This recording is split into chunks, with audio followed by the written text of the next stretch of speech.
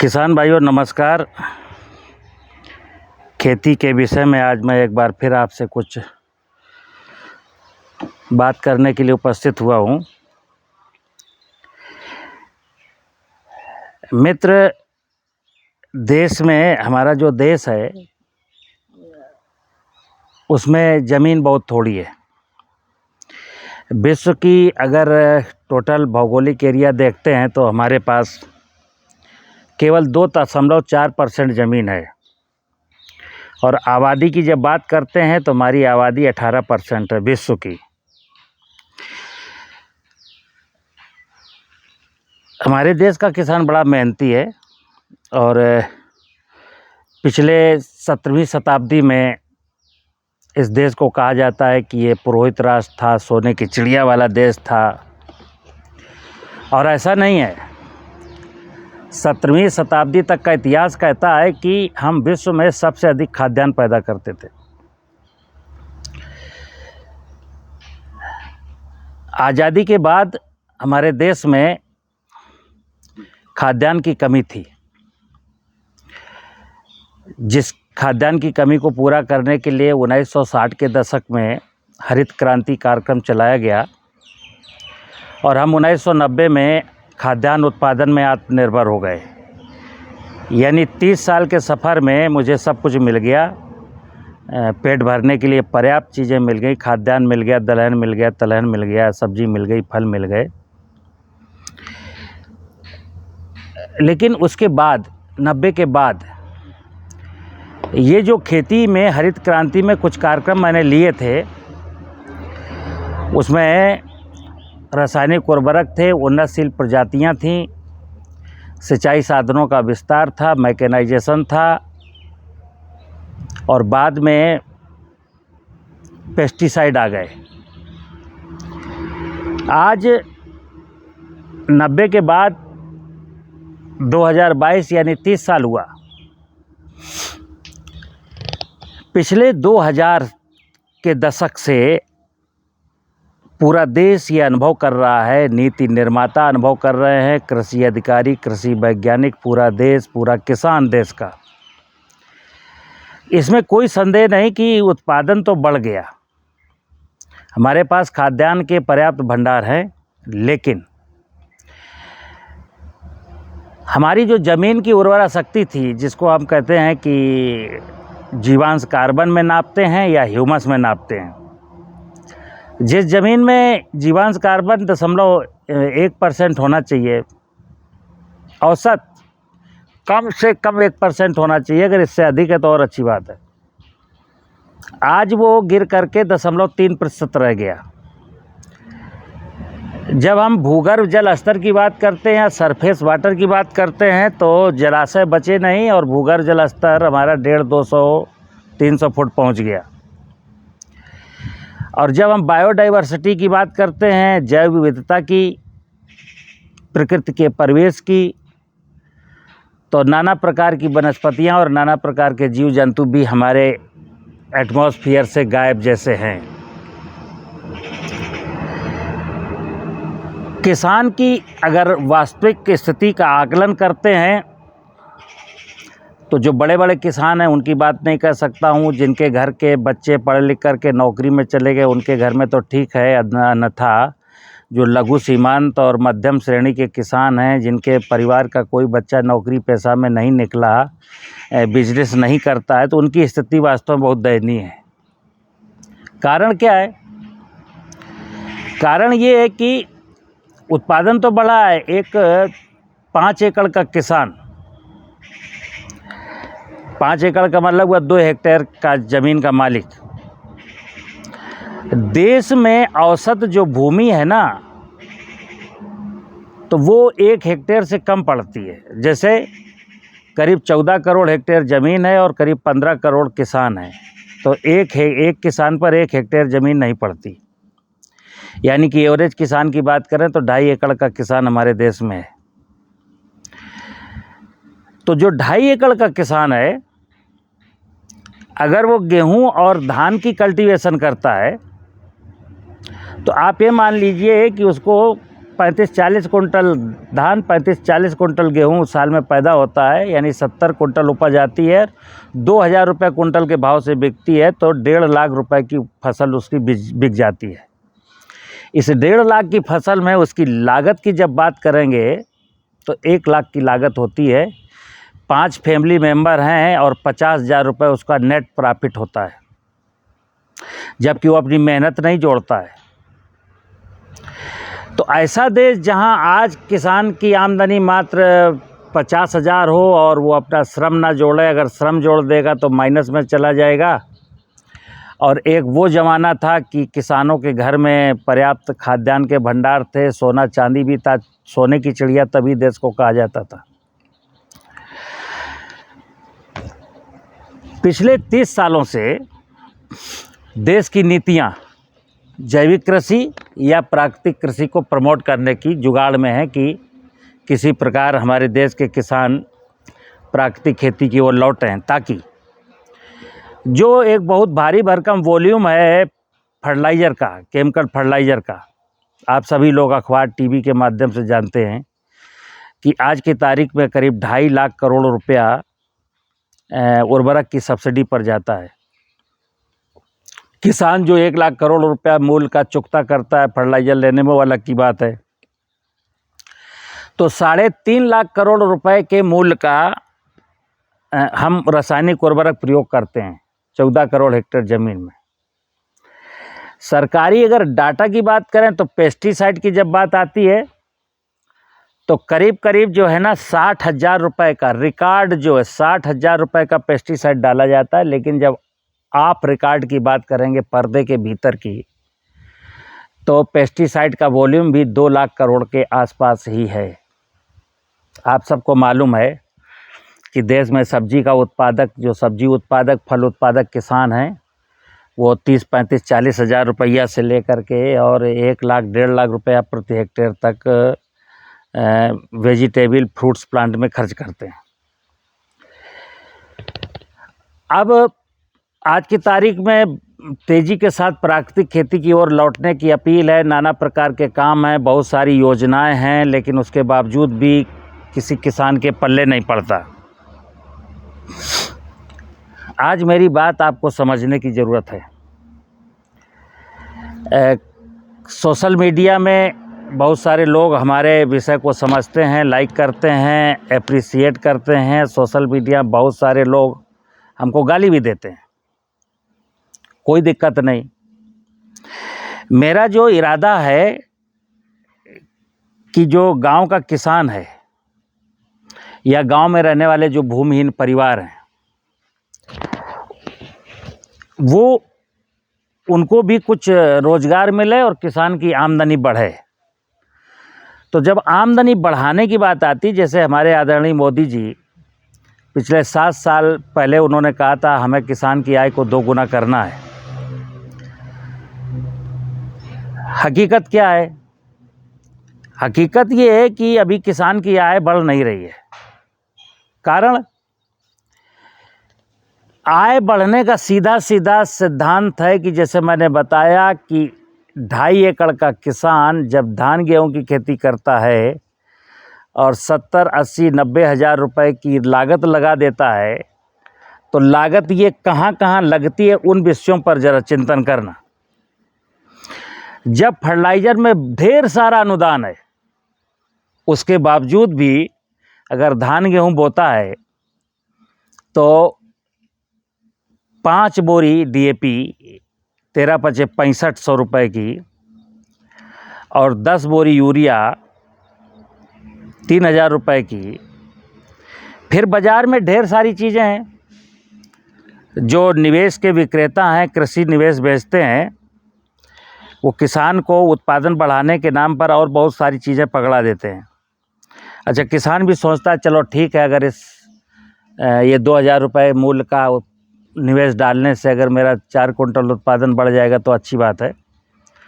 तो लालच में आकर के वो बेचारा डालता है। खरपतवार दुश्मन है ऐसा बता दिया गया तो वीडिसाइड भी डालता है, और उसकी एक मजबूरी भी है। कि गांव में श्रमिक नहीं है, जैसे पशुपालन नहीं है और मजदूर भी नहीं है। पहले के ज़माने में लोग पशु पालते थे, तो फसलों में अगर खरपतवार होते थे तो उनको रोज़ाना जाते थे और उखाड़ करके लाते थे, पशुओं का चारा बन जाता था और खेत साफ हो जाता था। यानी खरपतवार की समस्या नहीं थी। खरपतवार हमारे लिए फ़ायदे की चीज़ थी, क्योंकि पशु आहार में काम आ जाते थे। आज मुश्किल ये है कि हम पशु नहीं पालते हैं। ये ज़्यादातर जिन किसानों की बात कर रहा हूँ, देश में जो 90% किसान हैं, उनमें 90% किसान हैं, उनमें 80% पशु नहीं पालते। आज की तारीख में पशु केवल वो व्यक्ति गांव में पाल रहा है जिसको अपने बच्चों की पढ़ाने की चिंता है। तो चूँकि बच्चों की फ़ीस निकल जाए, इसलिए वो सोचता है कि दूध बेच करके बच्चों की फ़ीस निकल जाएगी। तो मैं क्या कहता हूँ कि जो लागत है ना खेती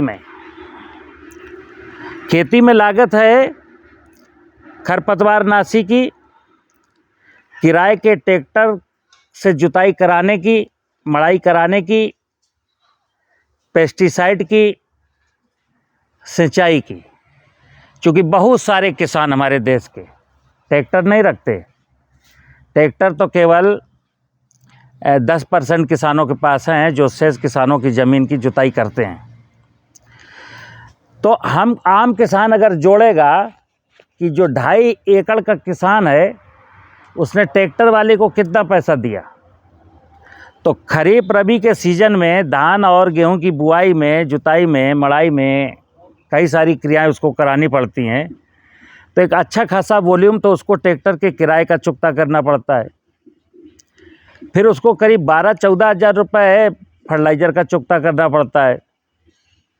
हर किसान के पास बोरिंग नहीं है, तो ट्यूबवेल के पानी का भुगतान करना पड़ता है, या अगर कुएं से, तालाब से सिंचाई करता है तो पंप सेट में डीजल खर्च होता है, उसमें व्यय करना पड़ता है।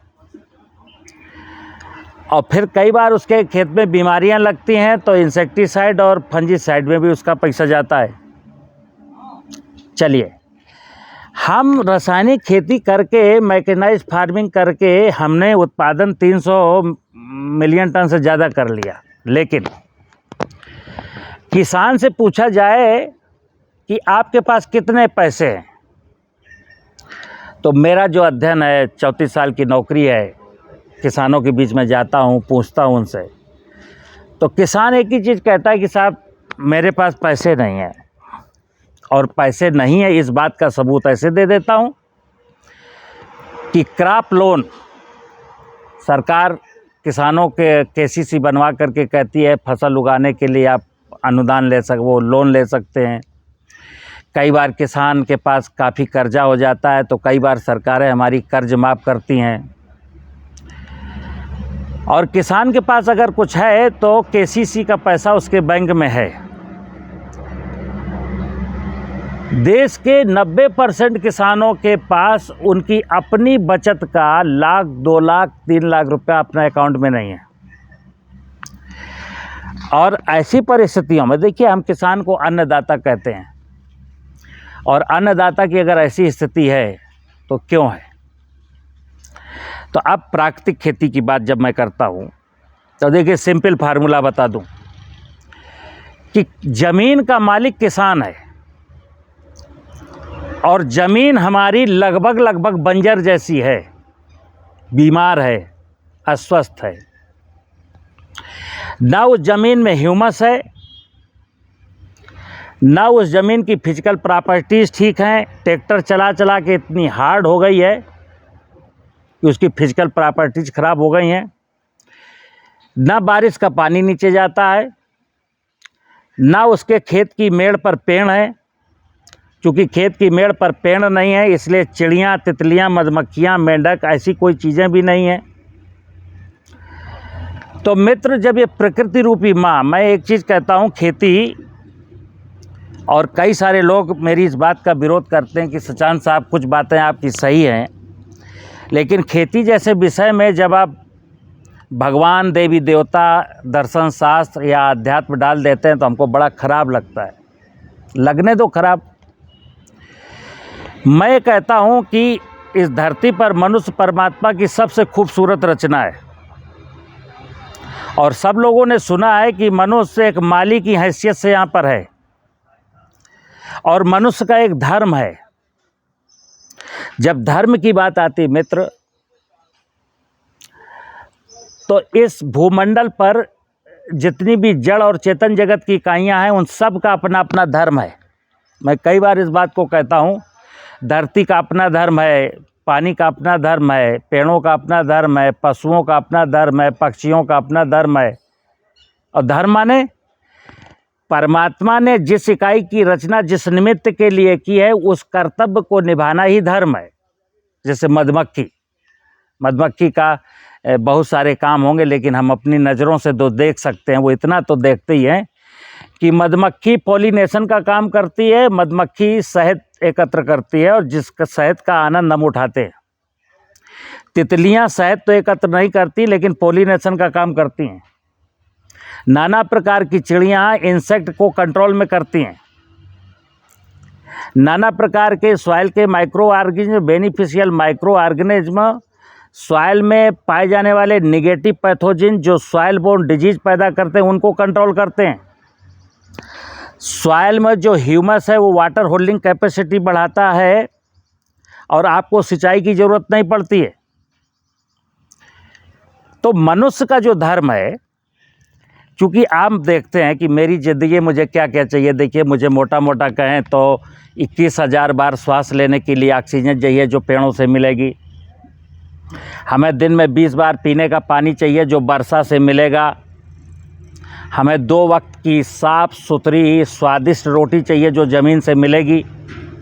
अब लोग कहते हैं pollution, air pollution, water pollution, food pollution, यानी मेरी हवा में जहरीली गैसें हैं, मेरे पानी में हैवी मेटल्स हैं, मेरे भोजन में रसायन है। तो फिर मित्र, जब हम प्रकृति को रसायन डालेंगे, प्रकृति में रसायन बोएंगे और अपने कर्तव्यों का निर्वहन नहीं करेंगे, हम लालची हो जाएंगे, स्वार्थी हो जाएंगे, तो फिर ऐसे ही होना है। आज भी प्राकृतिक खेती क्यों परवान नहीं चढ़ रही? क्योंकि प्राकृतिक खेती को समझाने वाले लोग या प्राकृतिक खेती के विषय में बताने वाले लोग क्या कहते हैं कि प्राकृतिक खेती करने से उत्पादन बढ़ता है, या फिर और क्या कह देते हैं कि प्राकृतिक खेती की उपज का मूल्य अधिक मिलता है। अब देखिए, किसान लालच में आ गया। वो सोचता है कि अगर प्राकृतिक खेती करेंगे, यूरिया डीएपी पोटाश नहीं डालेंगे, इंसेक्टिसाइड वीडीसाइड फंजीसाइड नहीं डालेंगे तो उत्पादन बढ़ेगा। पहले तो उसके गले में इसके दिमाग में उतरती नहीं बात, लेकिन अगर उतर गई और उसने प्राकृतिक खेती का एक छोटा सा कुछ काम करके वो सोच रहा मैंने प्राकृतिक खेती की, तो उसका उत्पादन घट जाता है। तो फिर प्राकृतिक खेती के विषय में वो गाली गलौज करने लगता है और वापस लौट जाता है, जो करता तो वही करने लगता है। अथवा प्राकृतिक खेती का उपज का माल अधिक मूल्य पर बिकेगा। किसी बेचारे ने प्राकृतिक खेती की और उसकी उपज का मूल्य अधिक नहीं मिला, तो वो भी अपना चार गाली दे करके वो फिर अपना रासायनिक खेती में आ जाता है।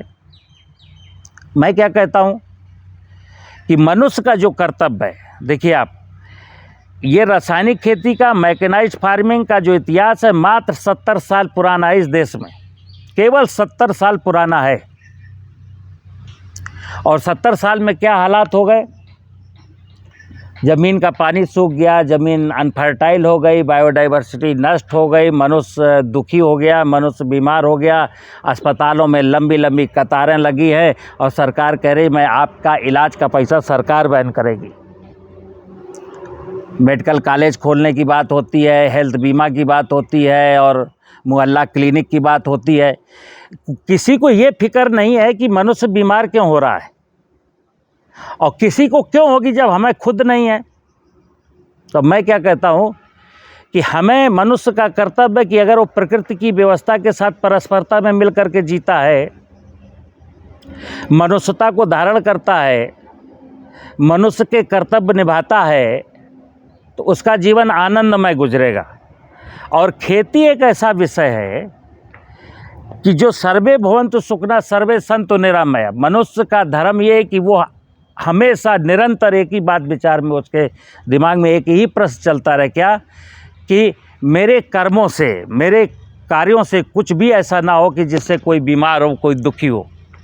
तो वो खेती शब्द है। खेती देखिए, खेती को अगर हम समझ के साथ करते हैं, प्राकृतिक खेती को अगर समझ के साथ करते हैं तो क्या है, मेरी धरती माँ प्रसन्न है मुझसे, वन वनस्पतियाँ प्रसन्न है मुझसे, नाना प्रकार के जीव जंतु प्रसन्न है मुझसे, मानवता प्रसन्न है हमसे, क्योंकि मैं ऐसा कुछ करता ही नहीं हूँ किसका अहित हो।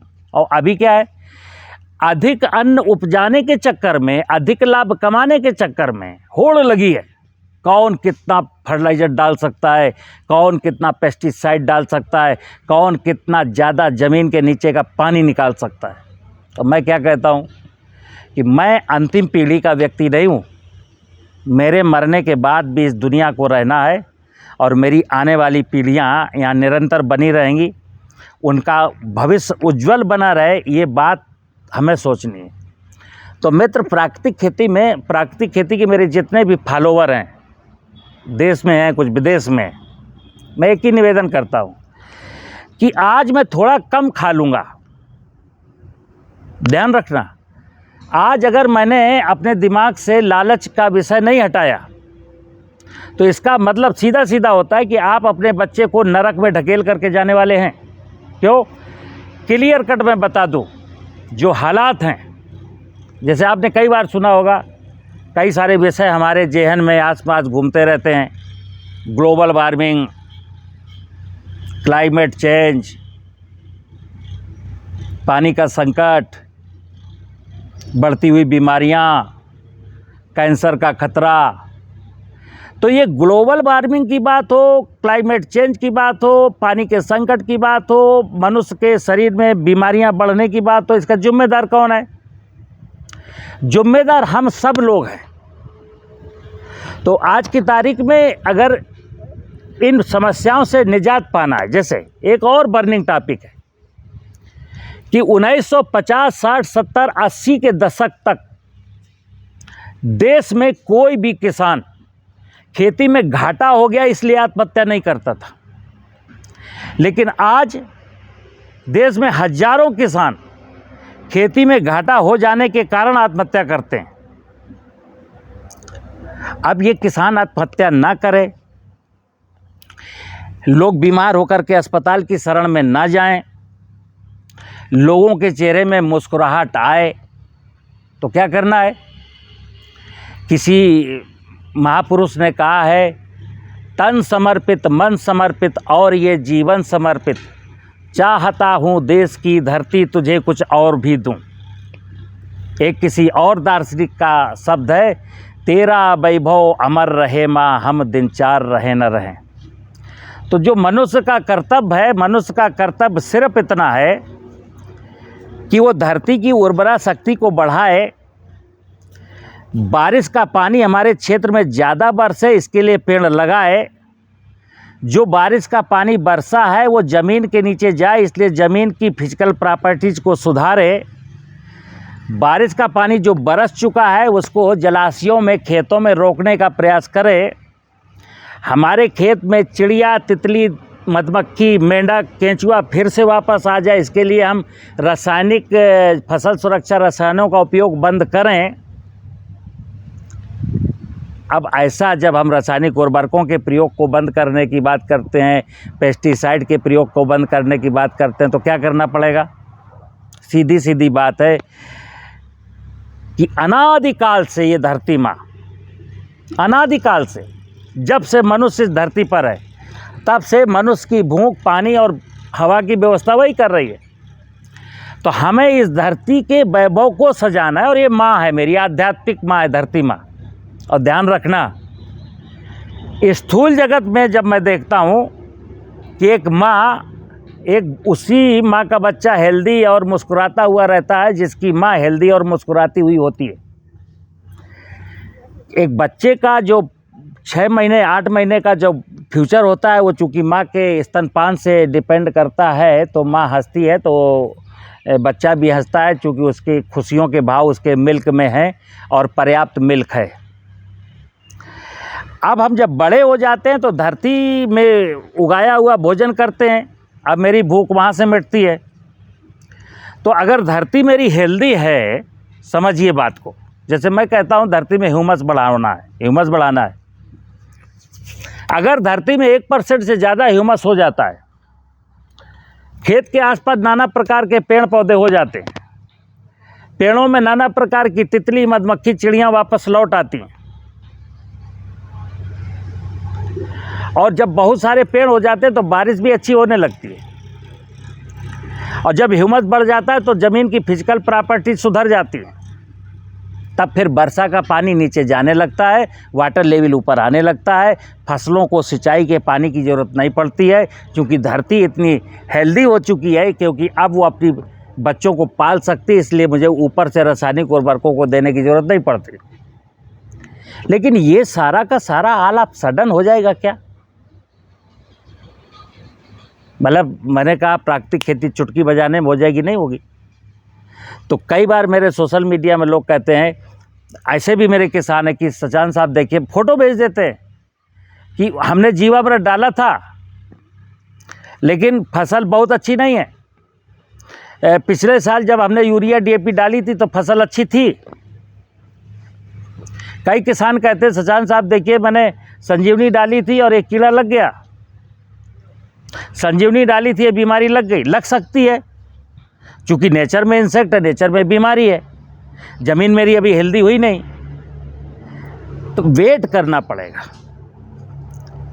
प्रतीक्षा करनी पड़ेगी, हमें देखना पड़ेगा मैंने समर्पण कितना किया, अभी मैंने त्याग किया कितना है, अभी मैंने ज़मीन को क्या दिया है, ज़मीन में कितने वृक्ष रोपे हैं, ज़मीन में ह्यूमस बढ़ाने के लिए क्या क्या किया है। एक छोटा सा उपाय, गुड्डे गुड़िया का खेल, जीवामृत डाल दिया है और आप समझते हैं प्राकृतिक खेती हो जाएगी। ऐसा नहीं है मित्र। तो मैं निवेदन करता हूँ कि मेरे इस विषय को समझने का प्रयास करें। और जहाँ तक आध्यात्म दर्शन की बात है तो मैं बार बार कहूँगा कि मनुष्य का धर्म है कि प्रकृति की व्यवस्था का अध्ययन करे और प्रकृति की व्यवस्था के अनुरूप जीवन जिए। और प्रकृति की व्यवस्था अगर उसको सब कुछ नहीं दे पा रही है तो प्रकृति की व्यवस्था को ऐसा बना दे कि प्रकृति की व्यवस्था उसको सब कुछ देने लगे। तो प्रकृति की व्यवस्था का दर्शन करना, अध्ययन करना, उसको आत्मसात करना, उसके अकॉर्डिंग चलना, ये दर्शन शास्त्र कहलाता है। मैं बार बार कहता हूँ, एग्रीकल्चर जो है साइंस का विषय नहीं है, अर्थशास्त्र का विषय नहीं है, दर्शन शास्त्र का विषय है। इस पर लोग मेरी क्रिटिसाइज करते रहें। दूसरा, ये आध्यात्म का विषय है, क्योंकि देखिए आप, भगवान जब शब्द आता है तो भूमि, गगन, वायु, अग्नि, नीर, धरती है, पानी है, हवा है, आकाश है और सूर्य भगवान है, सारा माया इसी की है। तो भगवान के बारे में आप सुने, भगवान भाव का भूखा है। जब भाव का शब्द आता है तो ये आध्यात्म का विषय हो जाता है कि मेरा मन पवित्र होना चाहिए धरती के प्रति, पानी के प्रति, हवा के प्रति और भगवान की संपूर्ण माया के प्रति। यानी 84 लाख योनियों के बारे में मेरे जो पवित्र विचार हैं, तो विचारों की पवित्रता का नाम है आध्यात्म। तो प्रकृति का दर्शन करना और प्रकृति के साथ आध्यात्मिक रूप से जुड़ने का नाम ही प्राकृतिक कृषि है, जैविक कृषि है। और जीवन में खुशियाँ ऐसे ही आ सकती हैं, अन्यथा की दशा में हम तो लखपति, करोड़पति बनने के विचार बहुत सालों से चल रहे हैं, लेकिन हो क्या रहा है कि हम किसान, हम माने किसान की स्थिति दिन पर दिन खराब होती जा रही है। कारण उसकी गाड़ी कमाई का पैसा बाजार में पहुंच जाता है और गाड़ी कमाई के पैसे से जो निवेश लाया था, उस निवेश ने उससे धरती की उर्वरता को घटा दिया, आपके खेत खलिहान की बायोडाइवर्सिटी को नष्ट कर दिया, आपको बीमार कर दिया। तो ये मृग मारीचिका है कि मुझे लगता है कि वहाँ खुशियाँ हैं, मुझे लगता है आगे खुशियाँ हैं, मुझे लगता है कि ऐसा करने से मेरी उपज बढ़ेगी, मुझे लगता है ऐसा करने से मैं धनाढ्य हो जाऊँगा। बट होऊंगा नहीं।